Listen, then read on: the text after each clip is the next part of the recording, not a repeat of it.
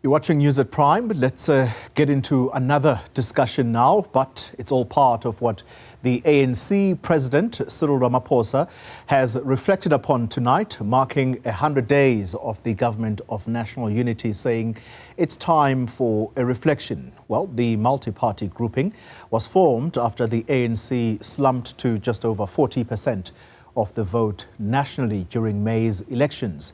Ramaphosa has promised that his party will continue the efforts to transform the country. Let's take a listen.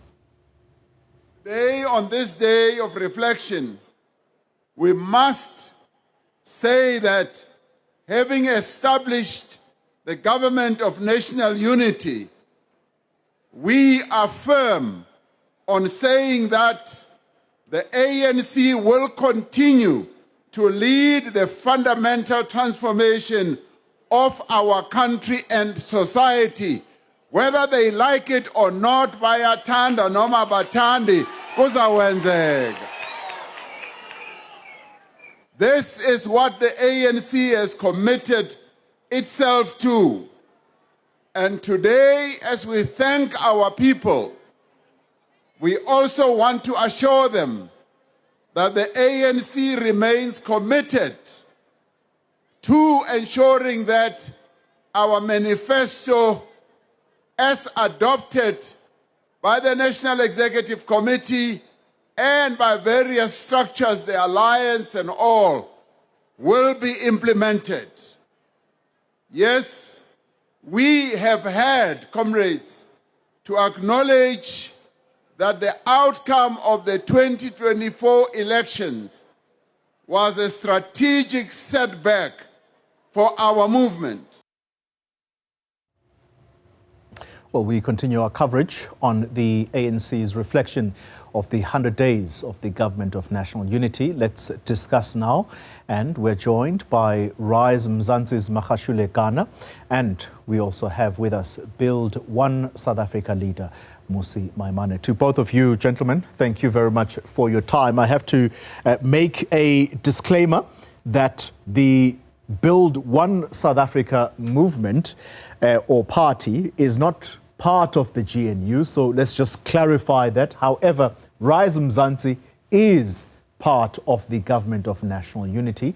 And reflecting on its 100 days, your thoughts, Mr. Gana, when President Ramaphosa, at least the president of the ANC, says that there is hope, there is something that is positive about the GNU thus far. Do you agree with him? A very good evening to you, Xoli, and good evening, Mmusi.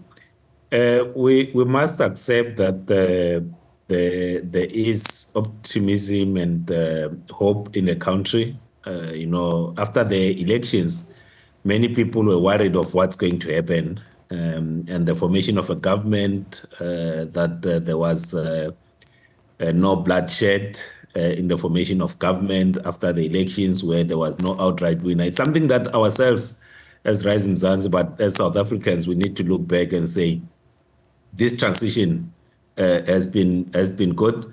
And but also speaking from someone that plays a role in Parliament, one of the big change that we see, at least in the first 100 days of this government, it's how now the ministers have become very accessible. Even yourself, Xoli, you will confirm that you are no longer struggling when you want a minister to speak to you. Everyone is on their toes because people have realized that the power rests with the people. And that's something that we have always wanted to see, politicians always on the up, always wanting to respond to the issues affecting all South Africans and not taking South Africans for granted. So that has been one of the positive changes that we are seeing with this government of national unity. So that's something that ourselves, as Rise Mzansi, welcome, and we continue to play our role. As you will know, that we are not part of the executive. We play our role as an overseer within the GNU at the national level, but we are part of the provincial government in Gauteng. Mr. Maimane, your reflections of the 100 days of the GNU? Good evening, Xoli, and good evening to fellow South Africans. First and foremost, I think it's important to acknowledge, as others have spoken, about the nature of what these elections have delivered. What for us is important is that in our discussions, even with the ANC, I felt it was important that this country cannot just be served by 70% of the parties that are in parliament being in the government of national unity without a constructive opposition in that sense.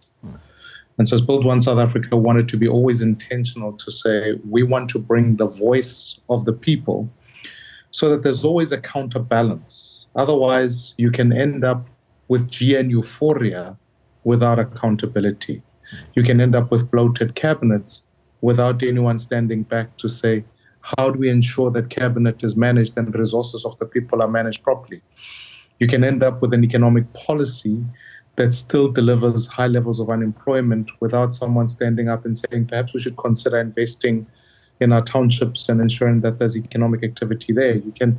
So the point I'm really trying to drive home is the fact that it's going to be important that even when we look at this moment of the GNU, we look at the 100 days and ask some fundamental questions, which are, what are the important policy directions that we must take on the economy, on education, on safety, and ultimately on ensuring the efficacy of government? Yeah.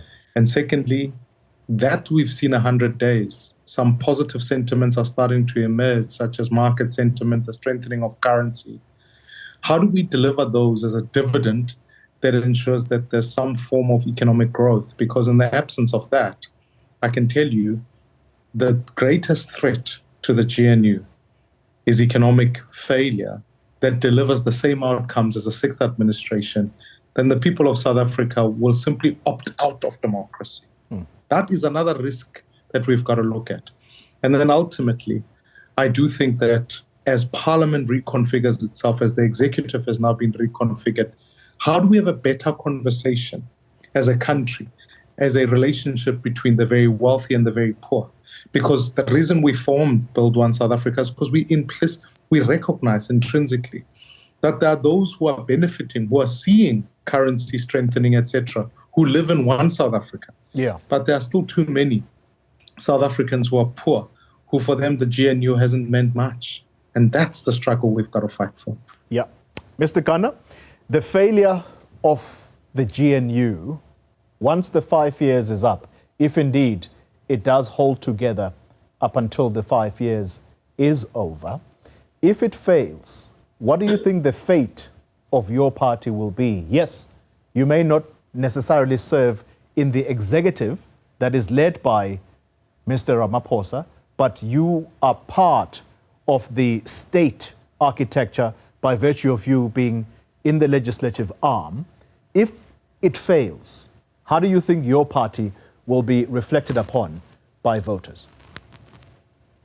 So, Xoli, when the GNU succeeds at the end of the 5-year term, the contribution of Rise Mzansi that we are making in Parliament will be appreciated by many South Africans. We are not in this thing to fail. South Africa is too precious for us to contribute to its failure. On a daily basis, we are working to ensure that South Africa succeed. From the positions that we occupy in Parliament, we'll ensure that the GNU does not fail. It's all in our interest to ensure that this government succeed, that the work of Parliament in overseeing the actions of the executive succeeds, because failing South Africa is not good for anyone. So we are not even considering what will happen in an event that this does not succeed. It's going to succeed. It has to succeed. As South Africans, we are going to make sure that this government succeed. The work that we do in Parliament, the work that our MEC is doing in Gauteng will succeed. And so that's what we are focused on. Very, very nice spin to that question about possible failure. Mr. Maimane, you are in the opposition benches. Over the last 10 years or so, the EFF has put a whole new spin on what it means to be an opposition in the legislature, playing oversight in the executive or over the executive. What, in your eyes, is going to draw supporters to your party by virtue of you playing the effective opposition in Parliament? What will make for a good opposition in your eyes when this 5 years is up? Yeah. I mean, first of all, we count it a great privilege that we've been able to chair the Appropriations Committee, which looks at the nature of the budget in this country. And so we think that it's an important role, that it must be fulfilled by someone who's not within the GNU, because ultimately you are able to make sure that we don't just deal with questions of probity, which is fighting corruption, but actually we focus on issues of delivery. And so when we give 100 rands to education, the question we must answer for is, does that 100 rand reach every child in this country? And do the 1 million kids who start school actually finish school? That's the question. And whether or not our economy gets to a point where we can begin to talk about real tangible growth that is higher than 2%, 3%, so that we can achieve more and more people working. Now, to your question, in the light of how you phrased it as to what is an effective opposition within that role that we play, it's about ensuring that when citizens look at us, they say, did you constructively hold the government to account? So it's not just opposition for just saying no. It's opposition by being able to say you are accounting to the people of this country. And the second is, did you constructively come up with ideas? That's why when we even look at the configuration of the executive, I certainly am one of those who hold the absolute view that we don't need deputy ministers, simply because it's a 600 million rand budget item that you suddenly have to negotiate around. It increases the budget, it bloats the state, and more people around the pitch doesn't come up with better ideas. So how do we streamline the state? But that's just around the executive. I can give you countless examples of alternatives that we want to put on the table to say, for us to fight crime, maybe this is one of the ways we can look at. So we avoid incidents like Lusikisiki. So for us, the 5-year journey, and the roles may change within that 5 years, but I think it's important for citizens to have an alternative voice, because at the end of the day, if we all agree, then clearly not all of us are thinking. Final question to you, Mr. Gana, and perhaps it may be the last. There is the view that this is not a government of national unity. If anything, it is a coalition, a grand coalition led by the ANC and the Democratic Alliance. What is Rise Mzansi's standpoint?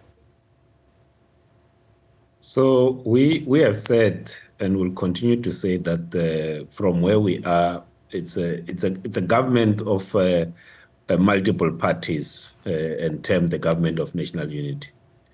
You need to accept that there will be parties that are much stronger than ourselves, that maybe when they are together, then it can be a coalition. But this is a much broader. We are going to have the first GNU Leaders Forum on Wednesday. That's chaired by the Deputy President of the country. And all leaders of parties represented in the GNU are going to be part of that meeting. So when we get into that meeting, we are all equal. We don't go in with a weighted vote. We all contribute in the same way, and we'll offer our views in terms of how the government needs to move forward, so that the government must serve the people of this country, must ensure that the people of this country are safe, must ensure that the economy can grow, so that South Africans can get jobs and they can provide for themselves and their family, and we can work to build and expand the middle class of this country so that they can be able to support themselves.